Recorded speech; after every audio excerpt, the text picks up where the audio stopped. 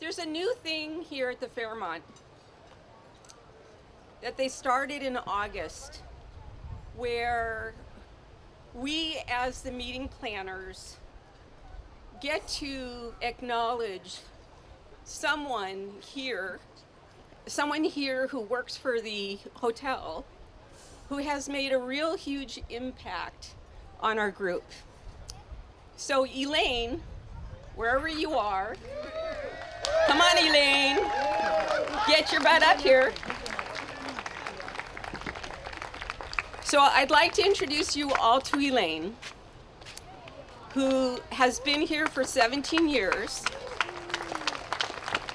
who is going to kill me when I get off the stage, is going to kill someone else who I will not name, who works at the hotel because she was set up, and she knows it. But I'd like to tell you a little bit about this woman. You normally see her down by the pool. She will do anything and everything for you. Whether you need towels, whatever you need. She will help you in any capacity. She is pulling double duty and has been pulling double duty for our program to work these night events. So she comes in at 6 in the morning, works her 8-hour shift walking 10 miles, and then has been working the reception, and doesn't think anything about it. And so when you think about Hawaii and you think about Ohana and family, this is a woman who exemplifies that to a T. And so with that, Elaine, I'd like to present you with I'm going to pronounce it wrong, the Nali Ola Kahi lei, which is given to, like I said, the hotel employee that we recognize. She will then get recognized by the hotel. And I just want to point out, the acting GM, Marion, is over here, who came down specifically to see this. This is not something that normally happens. Normally, this is a behind-the-scenes kind of action. So we have it on tape so that we can embarrass Elaine for the rest of our lives, which we're really proud of. So I want to thank you all, and please, everybody, stand up, clap, and thank her.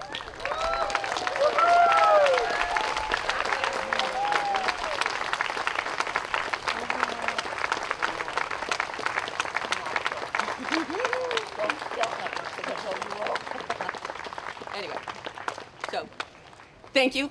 You can sit back down. Okay, you're free to roll. Okay, thank you.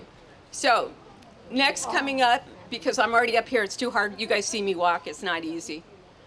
In about 5-10 minutes, Jonathan Chen, who, as you hopefully you attended his talk on whatever day it was, Sunday, we'll be doing a magic show.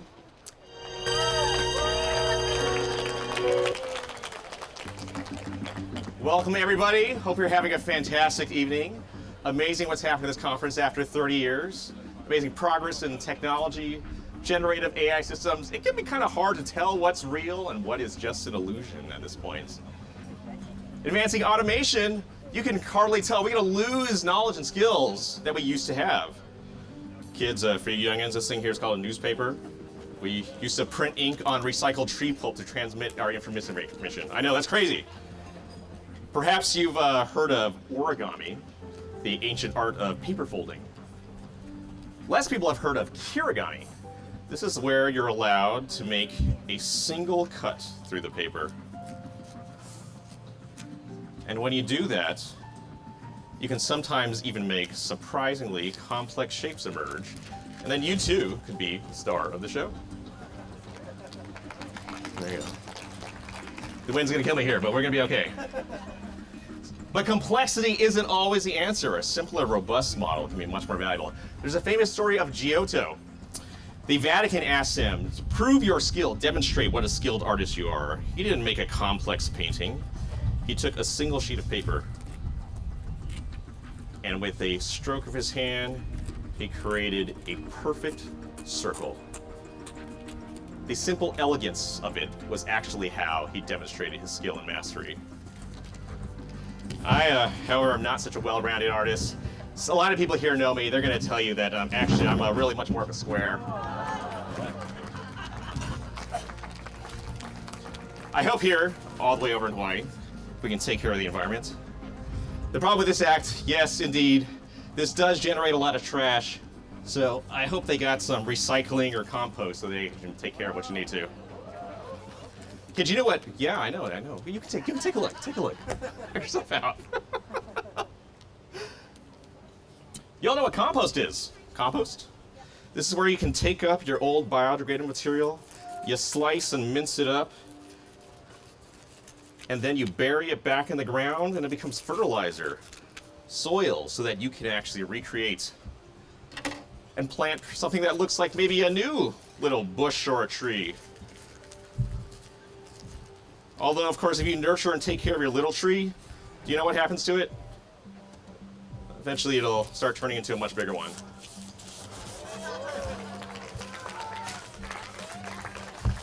Whoa, timber! Knock yourself out. The kids love this for some reason. I'm really not sure why.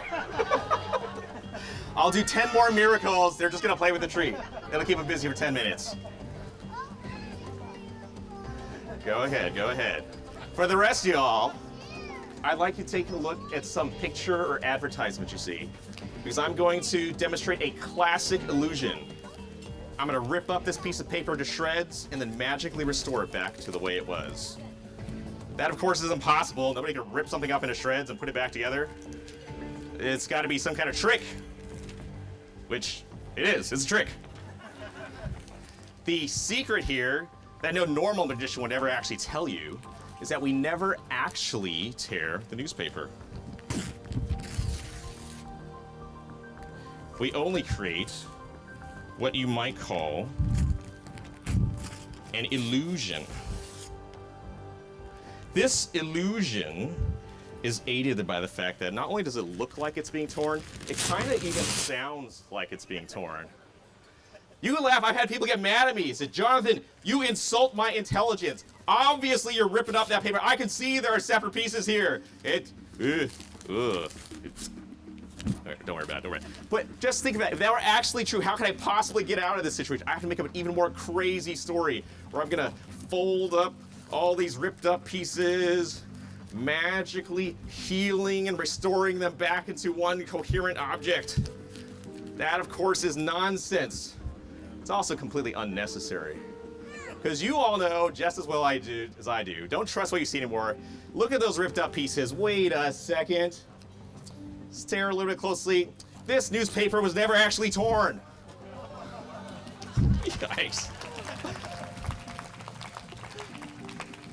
I see you skeptics in the back. You're not happy about it. Take a look for yourself. It's got the same pictures. It's got the same advertisements. No indication that this newspaper has ever been torn. Thank you very much.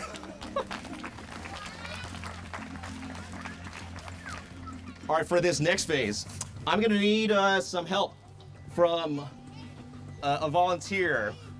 It's preferably I need an adult. I need somebody who can read. If somebody's a doctor, even better. I need an adult who can read a book, so you can read in small print. I can take Roxana, but I don't know if you know this bit already. Come on, let's get Roxana Dinesh up here. Fantastic. I know it can be hard to imagine, but I am in fact a practicing physician. I know that can be hard to imagine. It really is. It's shocking as it were, it's the shenanigans happening. But I also study intensely to try to be a competent physician. I used to think that was what would be to be a good doctor. Roxana, this familiar with you? I think they have newer versions now. Well, this is what they had when I was in med school. But you definitely know what this is. Yeah, Pocket. I had one of these. She had one of these. Every medical student has had one of these, yes? Pocket medicine. Pocket medical reference. We used to judge who a good doctor was by who memorized as much of this as possible, right? Facts. Nowadays, in the age of the internet and AI, I don't know. What are the useful skills? Does a human do anything anymore? Would you believe, Roxana, that I have memorized every page, Yeah. every paragraph, every diagram of this entire book? Yes. I believe it. Thank you so much, Roxana. You can return back. Wait, hang on a second. Hang on a second. Extraordinary claims require extraordinary evidence. There are hundreds of pages of extremely dense information in here. Roxana, go ahead and take the book. Open it up to any page that you want. Any page you want. This is the actual book. Yes, that would be the idea. Just open up any page. Pick one. At random. You got one? Yes. Tell me what page number you're on. 31. 31. Look at the bottom. Look at the bottom of page 31. See the very bottom? Yeah. And I believe you will find that it says pocket medicine.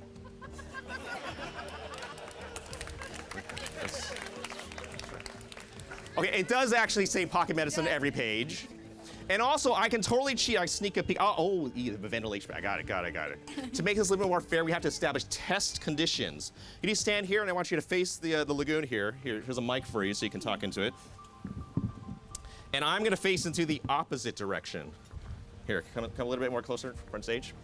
So that we are now back to back, shoulder to shoulder, cheek to cheek, as it were. This is important, Roxana, because what if I try to lean over and sneak a peek and I can, see, yeah, good, you caught me, right? Don't let me lean over and sneak. What if I leaned over on this side and kind of see what, yeah, exactly, guard the book, don't let me see that book, okay, you got it? All right, very good, now go ahead and open the book to another page. Tell us what page number you're on. 37. 37, okay, and then read us the title of the first line a bit. Diagnosis: IgA anti-tissue transglutaminase Yes. or anti-endosomal antibody. No, that's endomesial antibody, because that's a diagnosis for like celiac disease. Look at the end of that line. It says it's got 90% sensitivity and 98% specificity, I believe, for diagnosis. Yes. And this is a diagnostic word for like forms of diarrhea. Is there a big diagram in the middle of the page? Yeah. How do you approach chronic diarrhea? And then in boxes, the main categories. What article did they cite?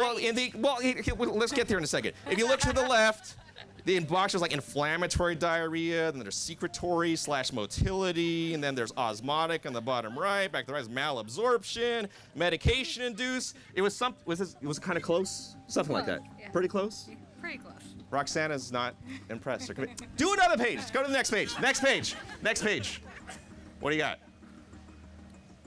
Next page. What page are you on? 23. 23. Okay, and read us the title or the first line. Atrial fibrillation. Of course, atrial fibrillation. Your Apple Watch it's looking for atrial fibrillation. And first it talks about it could be paroxysmal or persistent or permanent. The next line says it could be non-valvular or valvular. And then is there another flow chart in the middle of the page? How do you approach somebody with atrial fibrillation? First, what if they're an unstable patient? You branch to the right, and then you do urgent cardioversion. Otherwise, you go branch to down if they're a stable patient. In boxes, the usual treatment could be like rate control, anticoagulation, cardioversion. Is that something like that? Yeah. You go to in fact, the next page, I think they got a bunch of treatments. Is there a bunch of treatments for like atrial fibrillation? There's Yes. rate control, rhythm control, anticoagulation. Yes. And then a big table of like antiarrhythmic medications. Like there's class 3 agents like amiodarone, dronedarone, Yes. ibutylide, dofetilide, sotalol. Did I miss any? Or is that? I think that was pretty close. Fleckenai. Yeah. Well, now it's like class Oh. 2C. Oh, sorry. I'm just a dermatologist, You okay? It's okay. You did your prelim year as well. Can you possibly imagine what it took to be able to pull this off? How many intensive hours and years of study? You must have one of those photographic It memories. could be. It could be. It's practically like I'm reading my own copy of the book. I know, it's crazy. Go ahead and go to the next page. What's the next page you got? Oh, you want me to pick another page? Yeah, just go forward to a 1 page or 2 page. What do you got? I'm looking at the index. The index doesn't help. We want random. Just right into the middle. Right into the middle. Where are you? Huh? Just go somewhere in the middle. I didn't memorize the index. That's not a very useful. Okay. Random page in the middle. I don't cheat. Okay. All right. Does that sound like something I would do? What page you on? I'm on page 89. 89. Okay, read us the title or the first line. Shouldn't you tell me what the title is? Well, come on, give me a break. I need a hint here. Asthma. Asthma. Oh, of course I know asthma. Hang on. Oh, asthma. Yes, asthma. Chronic inflammatory disorder leads to airway hyperresponsiveness with variable airflow obstruction. It describes some epidemiology. 5% of the population's affected, 85% before the age of 40. Okay. And in terms of symptoms, the classic triad of wheezing, cough, and dyspnea. Huh? Come on. How about that? Does that, can you, wait.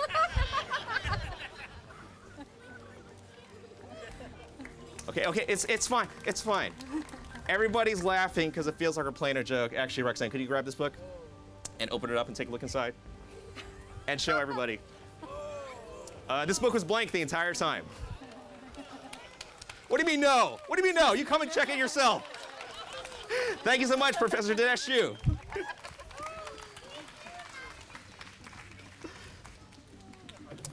Alrighty. Let's go on to another phase, something a little bit different. If you'd like to learn how some of this actually works, I'm going to demonstrate. Rather than trying to trick you today, I'm really an educator, so I thought it might be more interesting and fun to show you how a classic illusion and magic works. Would y'all like to see this? Okay.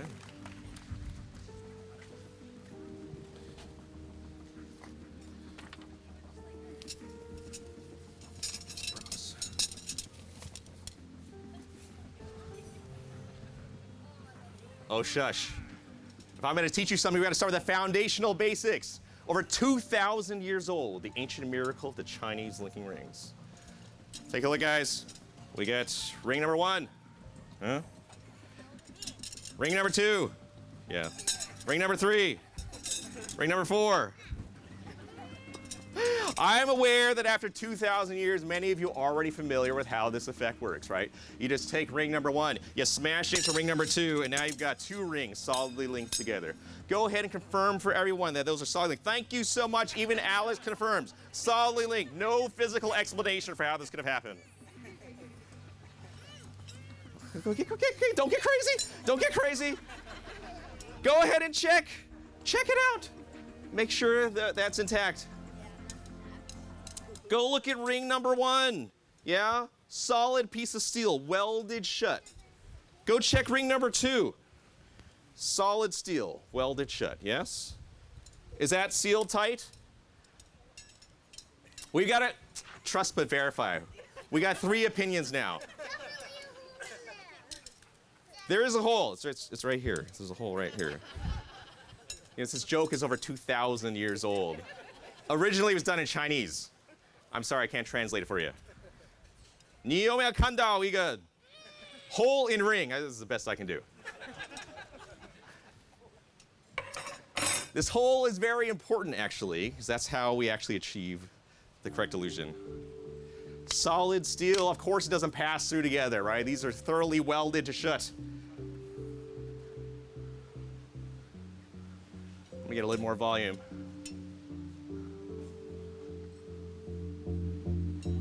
It is merely an illusion created through deceptive movements. If you swing this ring back and forth, it creates an almost hypnotic effect. Such if you crash the other ring through, for a second it looks like they're linked. If you look for 2 seconds, you realize, oh, no way, that was just an illusion. To make the illusion more convincing, it helps to also use some different angles. And then you can show it from the other side. Still just an illusion, of course. These rings are very clearly separated. If you hold the rings one in front of each other, this creates a forced perspective. It limits your perception of depth. So if you slowly bring the rings together, it becomes really hard to see. Or even hear.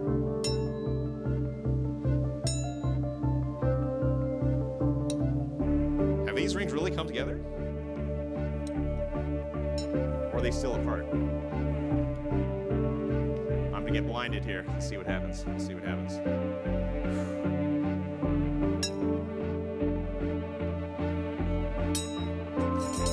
Solid steel. Wing through solid steel. That's what you do with 2 rings.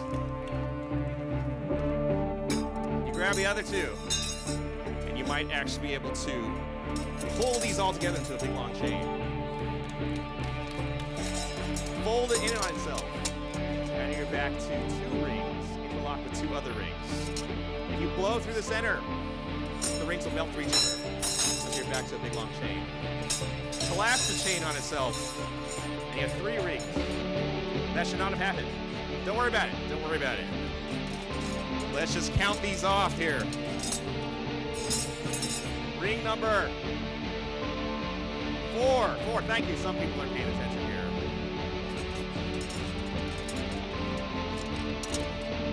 Ring number 3. Ring number 2. And finally, you examined it. Here's your ring number 1. Here's your ring. Kids, you messed up the rings. All right, this could be a disaster, folks, but I'll try. I'll try.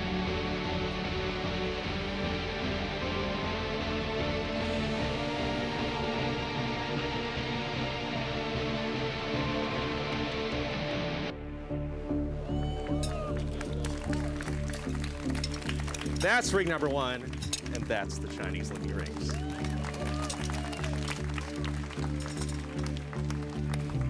More shenanigans along the way. Alrighty, we're gonna try something thematically very different. You know, magic is really about creating illusions for your mind. Mentalism is sometimes described as mind reading.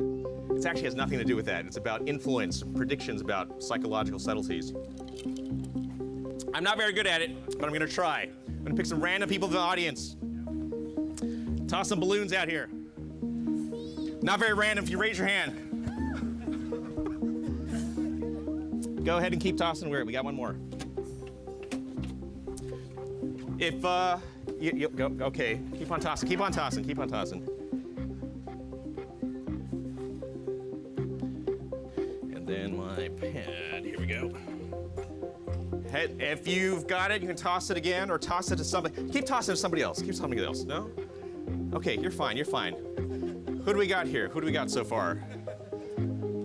Random one, if you want to play along, it's okay, it's okay. Okay, well, at least we got a commitment on the green balloon. What was your name with the green balloon? Jack? Jack, prepare yourself, Jack, because I am about to read your mind. Your mind.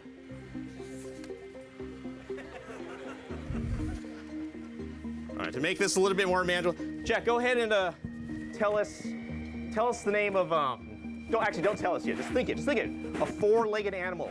Any animal. Don't think of a cat or a dog, it's too obvious. Some other 4-legged animal. You got one? Don't say it out loud yet. Have you ever seen this animal before? Oh. Have you ever touched this animal before? Maybe you saw it at a zoo or like, okay. I think I got it. Hang on a second. Jack, yeah, you've seen it. You didn't touch it, but you've seen it. All right, I think I got it.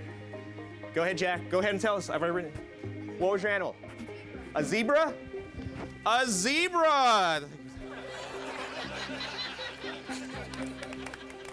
Albino zebra. Hey! I said I was doing mind reading. I didn't say I was an artist. You got the pink balloon. Who's got the pink balloon? You got the pink balloon. It was Alex, yes. Actually, I'll see if you can do this. I can see this, because maybe an animal might be too hard. Let's try something else. We studied diseases, diagnosis, trying to help people's lives here. Alex, can you think of a disease, a diagnosis that anyone would recognize? If you don't, you can hand it to your mom or dad, but can you think of one? Oh, if you're stuck, high blood pressure, cholesterol, diabetes, cancer, don't let me influence you. You got one?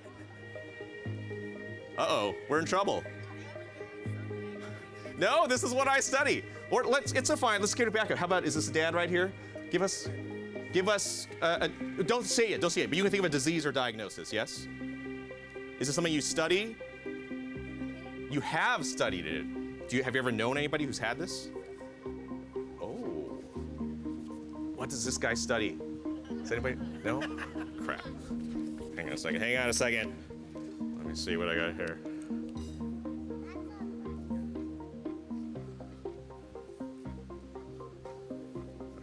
Okay. I think. What was your name again, by the way? Eric, that's right. Okay. Go ahead and tell us, what's the disease? What's the diagnosis? Diabetes type 2. Diabetes type 2? The ICD-10 billing code for diabetes type 2. Yo, Google it yourself. You can check this is a real code. I actually probably need to know. Can you toss the blue balloon? Let's give the balloon to an adult, and I need an adult to come help me. My wife could tell you. Yes. I think it might be you, Brian. Come on, let's get encouraging. Yes, I need the balloon with the blue balloon. Come on. Picking an animal, it's too hard. Let's give him a hand. It takes a lot of guts to come on stage. Fantastic. Thank you. Good to see you. Could maybe just put it on the floor or something right here. So it doesn't fly away. There you go. This was Brian? Brian, very good to see you. Very good to see you. Thanks for having me. Have we ever met before? Yes, we just met when you gave me $500. So I give it back. Just like we practiced. Okay, great job. Okay. Brian, we're going to do this a little bit differently. Picking something random is a little bit too hard, but instead I'm going to have you pick an activity from this deck of cards. See, some people like to eat, some people like to sleep, some people like to play, just different activities people like to do. Could I have you just tap a card? Just tap anyone. Tap, tap, tap. Okay, very good. Take a look at your card. Don't show me, don't show anybody, in fact. You got it? In fact, hide it, put it in your pocket or something like this. And then, now that you've got an activity, you're thinking about it, yes? Could you go ahead and just recite the alphabet right into that microphone while you're thinking about your activity?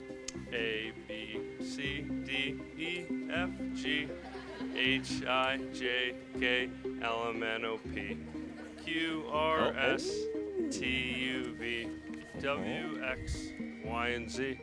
Okay, very good, very good. Brian, this activity, the way you said that, there was a K. There was a K in the activity, yes? Oh, yeah. Okay. I was a little stuck on the later one. There were 4 letters in this activity, yes? Yes. There were. I got it. I got it. Ooh.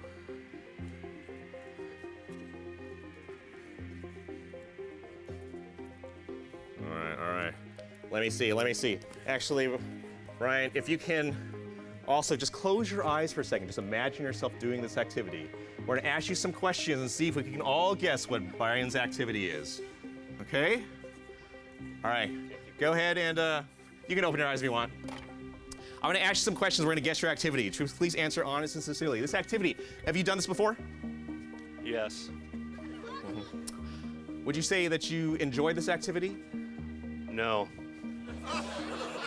Hey, no judgment, no judgment. Thanks for coming up here. Okay. How often do you do this activity? I do it every day. How many times per day?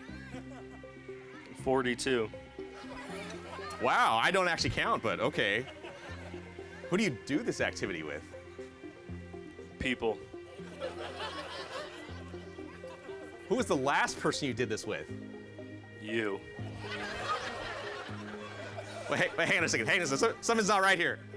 Brian, was this your activity? Nope. What was your activity? Show everybody. Talk. Talk. You picked the wrong one.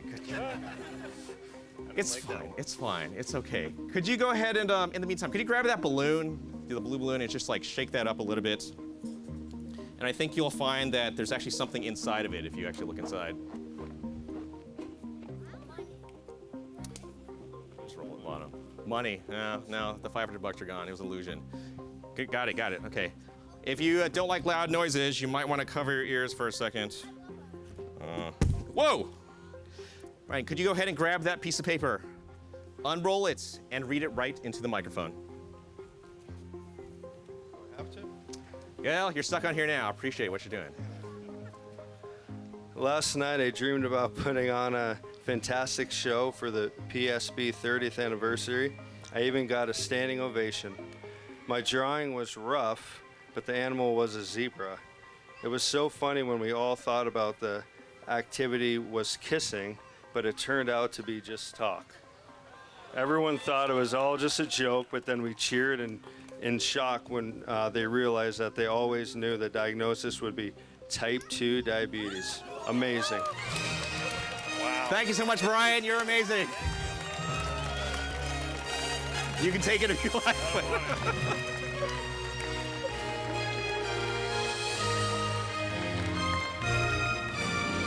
Thank you all. I hope you had a wonderful night tonight. Realize, of course, that we're just creating illusions up here. Real magic is what you all do. Toiling and grinding and advancing the nature of difficult science to actually improve people's health. Teller of Penn and Teller, a famous magic duo, said very often magic is just someone who spent more time on something than anyone might reasonably expect. So thank you for all toiling away on what you do, and looking forward to a great keynote and end of the session. And to another 30 years. I'm Jonathan Chin. Thank you. Doesn't matter, doesn't matter. And I don't know why I agreed to follow Jonathan. It seems like a bad idea. But I am really, really excited to introduce Sharon Terry. I met Sharon, I think, in 2010 for the first time. And I was part of this thing where we convened an ethics group of people. We were going to talk about returning research results to subjects or to participants in experiments. We really didn't know what we were trying to get out. We invited all these really cool people to come, and it was kind of incoherent, and ultimately we got sort of a paper out of it, but it was a little bit of a hot mess of a meeting. And Sharon came, and in the middle of the first day, we're all introducing ourselves and saying why we're here and stuff like that, and Sharon stands up and tells a little bit of her story about PXE and being a mom of an affected kid and starting an organization I'm sure you'll tell us about, the Genetic Alliance, and all the things she was doing. And it was utterly inspiring. And it was really the first time I had met someone from a rare disease community who wasn't just a scientist. Actually, I don't know if I had even known rare disease people, but who wasn't a scientist about this, but who was really passionate about it. And it really started me on my journey. I'm doing rare disease research these days, and so thank you so much for being inspirational. And I want to give you a little bit of a sense, before she inspires you, about why I think she's inspirational. And so Sharon, I think she has multiple honorary doctorates at this point, but is not a PhD like most, or an MD like most of the rest of you. In fact, Sharon studied to be a nun. And her passion for what she does, I think, in some really interesting ways, to me, that were surprising and filled me with joy, really, is motivated by her faith to come do this. The love that she has for the world came from that theological training, and I think really motivates her. And maybe the only kind of motivation stronger than that kind of love is the love of a parent for a child. And the two of those things together have and in the vessel of Sharon have changed the world. And it's really inspiring. And thank you so much for everything you do, and I'm really excited to hear what you want to tell us.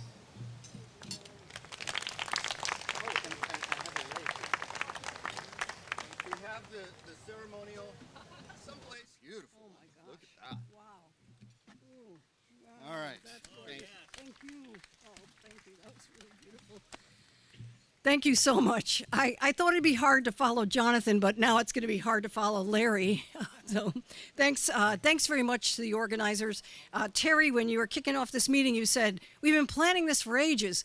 And I remember that I heard from you almost 2 years ago, February 2022, actually, so maybe 3 years ago, to see if I might come and do this meeting, and I've been delighted to be here. As an ordinary person, as Larry described, I don't have a PhD or an MD. It's really been delightful to be here, and actually to see how the field of biocomputing has changed, I think, over the 30 years or so that I've been involved. I want to give you a little context. Larry gave you a little bit, but just a little more. I am just a mom. I was a nun. I homeschooled my kids and was a college chaplain, and then a homeschooling teacher for my kids and others when they were diagnosed with pseudoxanthoma elasticum, PXE means never having to say pseudoxanthoma elasticum. So we shorten it to those words. And we were shocked, like most parents, a couple days before Christmas in 1994 when they were diagnosed. And I figured that when your kid gets diagnosed, you go to the drugstore and you get what they need, right? And that was not true. And so I had to kind of buckle down and figure out what to do. I decided that I should read everything that was written about the disease and quickly learned I didn't know any of the words around the articles that I was reading, and so got encyclopedias and medical books, probably the pocketbook that Jonathan used as well, and began to educate myself. And by a little after Christmas, a couple of researchers came, and both different sets of researchers wanted to take my kid's blood, and I thought there must be something very wrong with this when you want a 5-year-old and a 7-year-old's blood twice in a couple days because you won't collaborate with each other or share data. So I built a database, a registry in FileMaker Pro. I didn't know anything about databases or registries, but I did that. I also built a biobank. I got enough people together in terms of getting their consent, and I borrowed some lab space at Harvard. We lived in the Boston area and discovered the gene by learning from the postdocs 10 p.m. to 2 a.m. each night. Patented the gene because I didn't want anybody else to make a killing off of it, and licensed it for $1 until, in fact, as you know, that was overturned. So all of that brought me into this world in a way that I never thought I would be. And quickly, lots of other parents wanted to be doing the same thing. And so I joined Genetic Alliance, which was already 10 years old when I joined, and took over the leadership of Genetic Alliance, as well as the organization that I founded, PXE International. I built an IRB, which comes into play very much these days because it's a people-centered one. It's not there just to cover the ass of an institution, and in fact doesn't care about the institution, Genetic Alliance. And I then began to do lots of policy work. In fact, was part of the HIT Standards Committee for under Obama that helped to get all of the kinds of things going that today we can use. Over these years, when I looked at ELSI, and this is the ELSI talk, there's been times when people said ELSI is like, something squeezing the middle of the genomics and other pipelines and causing impediments. And I think instead we've learned to collaborate quite well. And I feel like ELSI issues were threaded throughout this meeting, and that really is wonderful to see. There's a couple sayings that I think are applicable here, because in my world, as people start to talk about the introduction of technologies like artificial intelligence, which has been the focus of this meeting to a great degree, they worry about it, the lay people that I know. And I think we can say the same thing we say, and these are truisms to a certain extent and not to others, but it's said there's no bad dogs, there's only bad owners. And there's no bad kids, there's only bad parents. And I think there's no bad AI, there's only bad users. And so it's really about the technology being neutral and how do we use it as we go along. When we get to people, I titled this talk, People Can't Live With Them, Can't Live Without Them. Everything that you're doing, everything we talked about over the last few days requires people because the data comes from people. But people are messy, and we really don't want them so much involved because they don't neatly fit into boxes, and so on. And I think when we look at that, we start to think about things that people are making very popular these days, stuff that, again, I did 30 years ago but weren't popular, like people being part of the equation. But when we look at what's been happening, we see things like all of us, and only 1% of the budget of all of us has been used for engagement, what is the commonly used term. 1% of PCORNet, which is the Patient-Centered Outcomes Research Network, I was the coordinating center for that for 5-6 years, and the other 99% went to research and data. So we're not quite taking it seriously, and I think we're going to have to if we really do want to do this well. I think we also often hear things, at least those of us who come to the room, not as a scientist, that sound a bit backwards or upside down to us. So we hear things like, if only we could get them to come to our study. If only we would let them do such and such. If only we could figure out how to get them to do something. And what I want to say instead is that actually the power is in us as people, and that the Engagement we're talking about really needs to become commitment and not just engagement. I don't want to be engaged anymore. I actually want to be committed. And so we're looking for the world to actually start to discuss this as though our expertise is recognized. And we have, again, some lip service in patient-centered outcomes research and in real-world evidence and so on. But again, I don't think it's as deep or as profound as it needs to be. There's also the saying, nothing about us without us, which is attributed to the disability and sometimes indigenous communities actually came from Eastern Europe and political activities. So I think the same sort of uprisings need to happen. Over the last few days, we've heard a couple things like the human being is not a diagnosis. It's actually a very complex system. And I think that's true. And I think we therefore can't put it in the kind of boxes we need to do the analysis we need. However, we have to, because we do need solutions to these diseases. We try to do things like focus groups and Delphi processes and parse EHRs, and we know all of those things are filled with different kinds of bias. Most clinical studies are clinician-driven or institution-driven. That's not what meets people's needs. So we really do need to turn this upside down. So we have to look at what matters to people and how do we include people's lived experience. And if we do include it, how do we quantify it, manipulate it, analyze it, and so on. So I'm going to have us do an exercise here. And this exercise will take a couple minutes. And what I'm going to ask you to do is to notice. So we're sitting here on this magnificent island. We can hear some amazing things. We can see some beautiful things. We probably have tasted and smelled some wonderful things. And there might have even been things that we've touched, including Jonathan's tree that's still up here on the stage, or other balloons and sorts of things.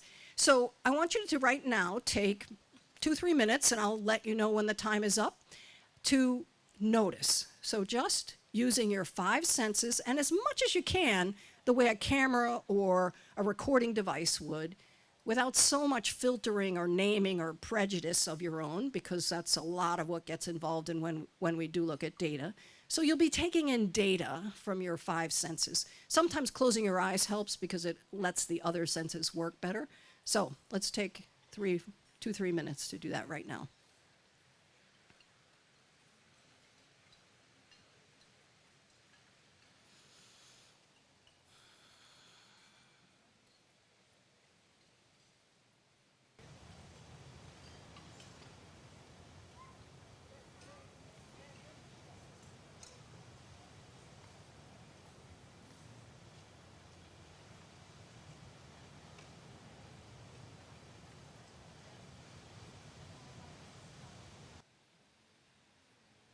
Okay, and if your eyes have been closed, maybe opening them, and same thing, the way a camera might perceive what's around you. And noticing if you do want to overlay any, I like this, I don't like that, prejudices, biases. And still seeing if your other senses are working, maybe hearing the ocean, maybe hearing music.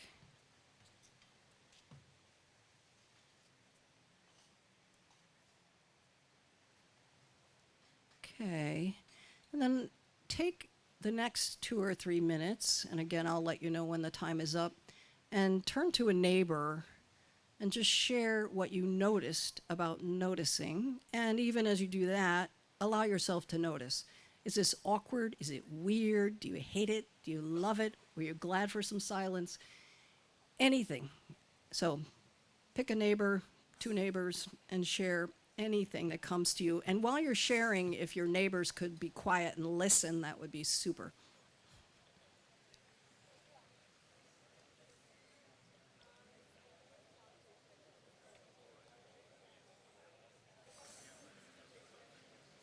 Maybe naming one thing that, or 2, that you might not have noticed if you didn't spend some time noticing, and then anything you notice about your own noticer.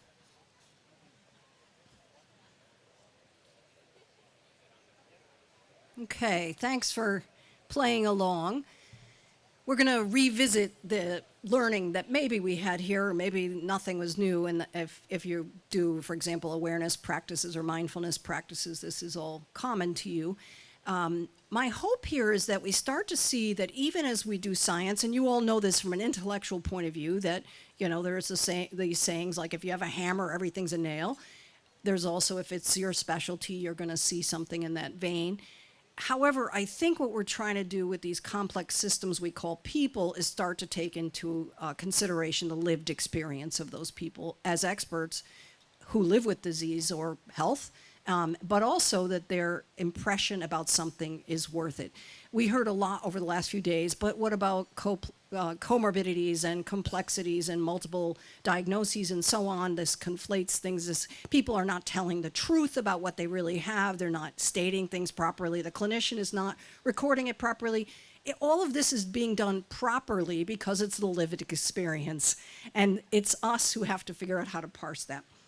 So there's a couple things I think that are good background for some examples I'm going to give you of what I think we have been able to do in terms of making strides. One is that rare diseases, and I'm glad to hear Larry is also in rare diseases now, we kind of preceded the precision medicine community and field by in fact being the predecessor to precision medicine. Rare diseases are rare. People have complex presentations of them. They usually are very non-similar from person to person and so on. Heterogeneity is all over the place. And that is what precision medicine's offering us now too. Breast cancer is 800 breast cancers. It's not just one disease. And so I think in the rare disease community, we've struggled with this for a long time, and we've also made some advances that I think are useful to the community. Intersectionality, we talked about that a lot over the last couple days. We are not just one thing. We are admixtures to start with on our genetic basis, and then we're lots of other things with lots of experience and lots of other diagnoses and prognoses and progression over our lifespan. And so I think starting to look at that as well. We are women, and women are understudied. Children are, not drug development is not made for children. We heard over the last few days as well. Some of us come from LGBTQI and plus communities that are not have our needs met at all in research. Benefit sharing has not accrued to people as they are part of the equation in terms of either data sharing or data management or data analysis or any of the research that leads to those things. And then keeping people in the mix allows the people to disaggregate themselves, because we always talk about, we have all this conflated data and we can't disaggregate people. I can disaggregate myself pretty easily. I know I have a bank account at the community bank and at Bank of America. Those two banks can't figure that out. And as long as data continues to be institution-based, those two institutions can't figure that out without worrying about privacy, which is a whole other thing that we could get into as well. So I'm going to give you an example of a solution that we've created through Genetic Alliance over the last 30 years. They come from my early FileMaker Pro experience and lots of others in between. And I'm actually going to look at some notes for this because the person who's been doing the most development for this is my son, Ian, with my daughter, Elizabeth. And so for me, pretty cool that my kids, who are again 5 and 7, when, as they say, they became advocates without necessarily wanting to be them, are now the people that are crafting the solutions, which is a good thing because I certainly don't think I will be doing this in another 30 years. They've created something called Digital Cabinet that Genetic Alliance is using, and we're using it for lots and lots of our advocacy groups. So Genetic Alliance is an alliance, a collective of 10,000 community organizations, and remains community-based and comes from the community point of view. In that we have thousands and thousands of rare diseases, and some common because it's all genetic diseases, and it's also communities of interest or geographic communities. And so these communities have begun to use this tool that we call Digital Cabinet. My son named it that because he said, we really all do wish we could go back to a cabinet and pull it out and look through something and know what we have. And it simulates that, not in its look or feel, but in the sense of having that kind of availability of the data. In it, we're also shifting, and we never really liked the term patient-reported outcomes. That's an official thing, and there are PRO instruments and validated instruments and so on. We really think it's more a patient-reported process. For a person, it's not an outcome to tell you about something, whether it's how they live with the disease, their experience of being in a certain community, or whether or not they have some symptoms. And so we really see this as a process. and see AI as a structured bridge, not a creator. And that we talked a lot about that over the last few days too, about what is AI creating that we may or may not know is valid. Our premise is that AI should not generate answers in the sense of making assumptions or synthesizing the data. Instead, it should act as a bridge between structured participant data and researchers by serving as a query tool that ensures accuracy, authenticity, and transparency. Participants have this lived experience as complex as if we were able to go around the room and capture here, around the beach, and capture here what was your experience of 3 minutes of noticing, it will be very different for everyone, and your relationship to that noticing is different for everyone, and we have the same thing here.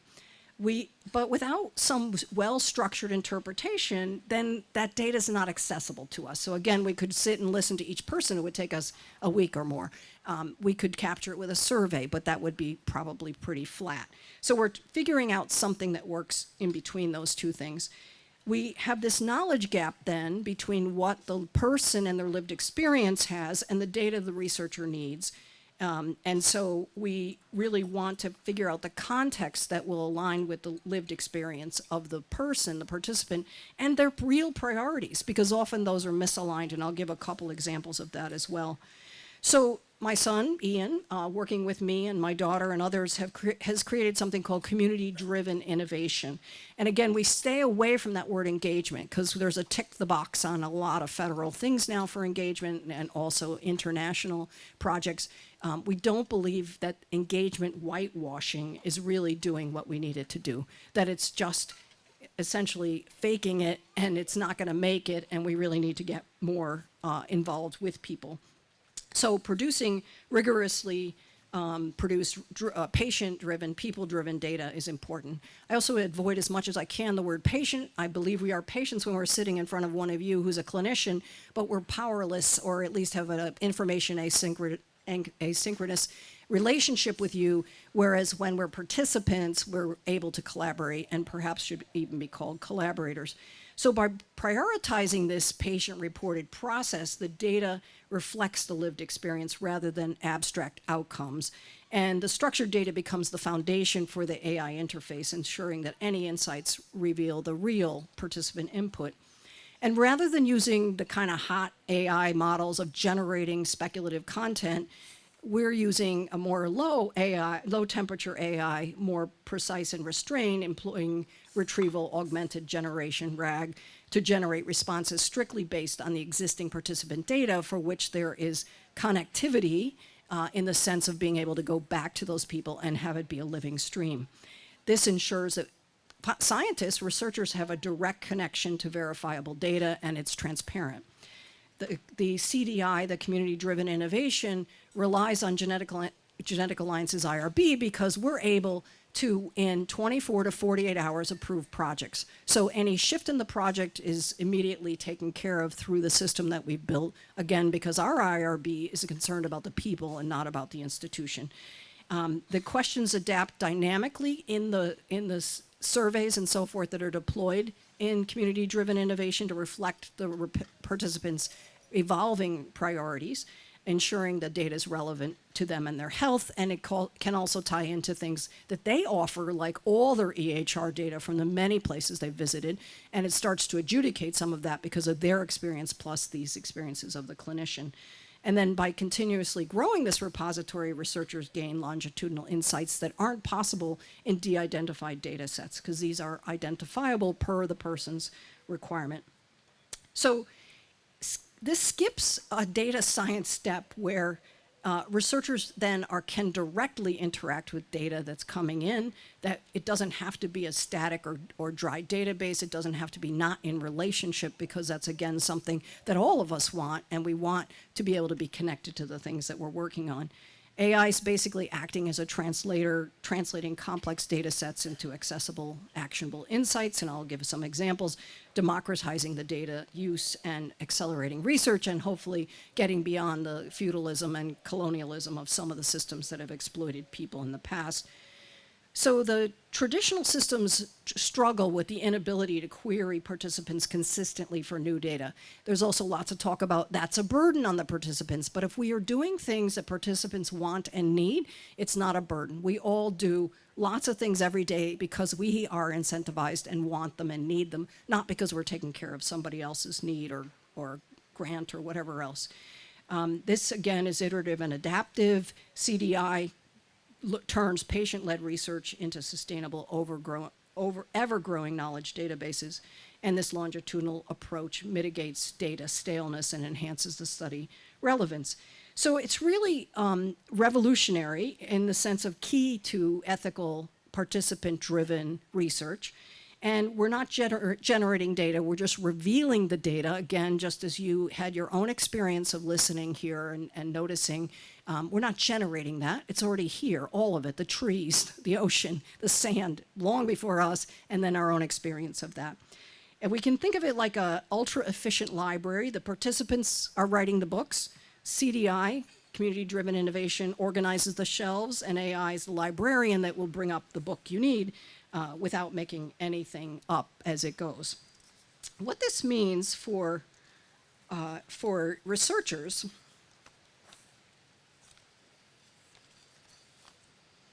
is that data is more accessible. You can ask the right questions because they are relevant to the individuals.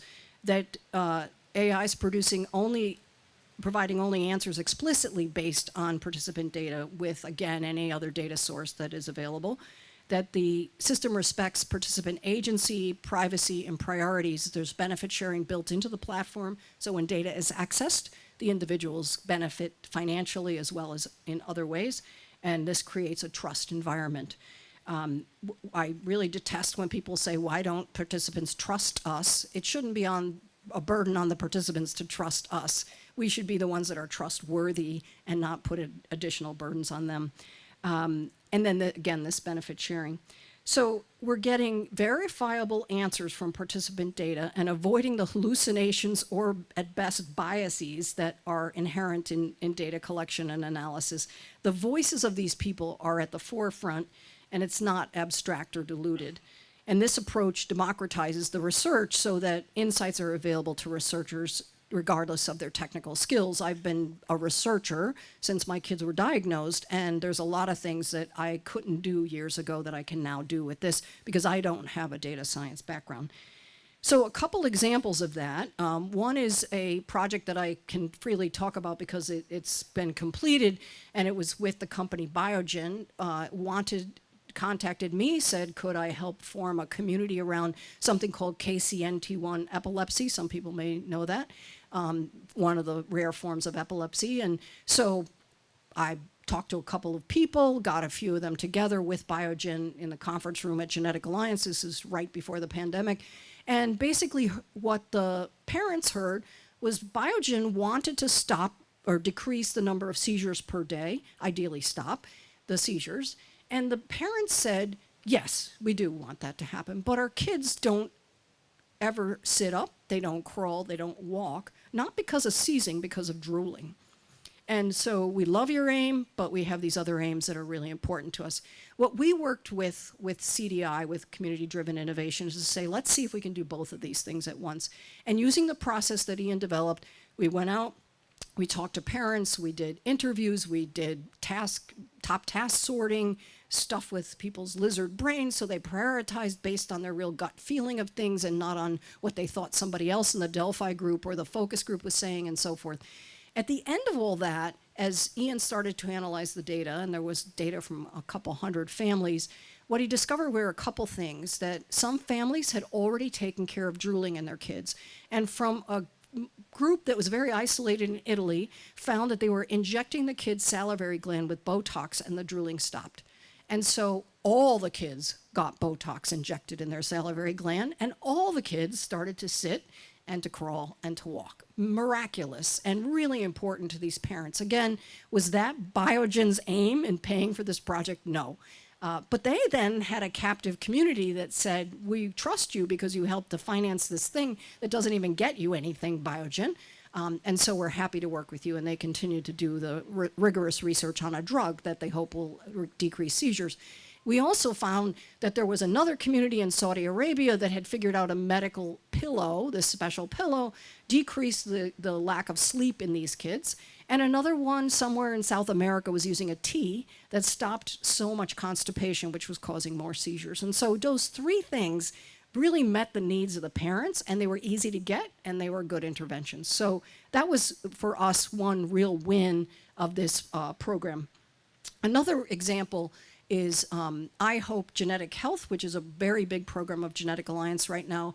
Illumina last year gave us $1 million in reagents and a couple $100,000, and we have 15 clinics around the world in low-income countries. And what we do is we diagnose the undiagnosed. So without genetics professionals, some of these are run by advocacy groups, some are run by the ordinary pediatrician. They register them in Digital Cabinet. They do a community-driven innovation process with people in multiple languages in multiple places in the world to say, what is it you need, what is it you want? And then at the same time, we have 4 labs that are working pro bono with us to sequence. We give them the reagents, they sequence the kids' clinical sequencing and give back the CAP-CLIA-approved results. Those parents are starting to get solutions. We've done a total of 2,500 kids, and we have a 70% change in management rate. The parents then, through their enrollment in Digital Cabinet, can decide, do they want to go to a support group in their own country? Do they want to enter a clinical trial? Do we want to build a clinical trial just for a region, just for a group of people? So again, another way that people are very much empowered. And that they understand that they're seen and that their experience is really important. So I think I'll finish by saying, I think that sometimes we are each in our own groove, we're doing our thing, we got to get the next thing done, and it's really hard to be able to have empathy the way we do. Jonathan, in the talk he gave in the conference, talked about, yeah, but I got 100 emails this afternoon, and so yeah, AI is more empathetic than I am. He didn't say directly himself, but we get the idea. I think we need to figure out ways to support ourselves. And so one of the things that I think is important is for us to be able to rest into support. And I love being in this place on this island because just the power of this place, the power of this ocean, this island, and the ancestors who have been here before us with traditions that recognize fertility and fecundity and the power of the volcano and the power of hula and Pele and so on are the kinds of things we can rest into. And so if we take another minute of silence and think about, if your feet are firmly planted on this ground, your feet are not worried the way you are about a lot of things. They are not concerned with getting to the next step or getting the to-do list done or what's going to happen if. And if you feel that, feel your breath, feel, I think it was Marilyn who said she has etched into her necklace bar the quadrants of some place right around here, because this place is so useful. Jen, don't screw me up. Marilyn knows. Yeah. That if you can, for a moment, be quiet, feel this place, add to it any other support that's good for you in your life. It could be your dog, a loved one, a place. Just for a minute, feel that.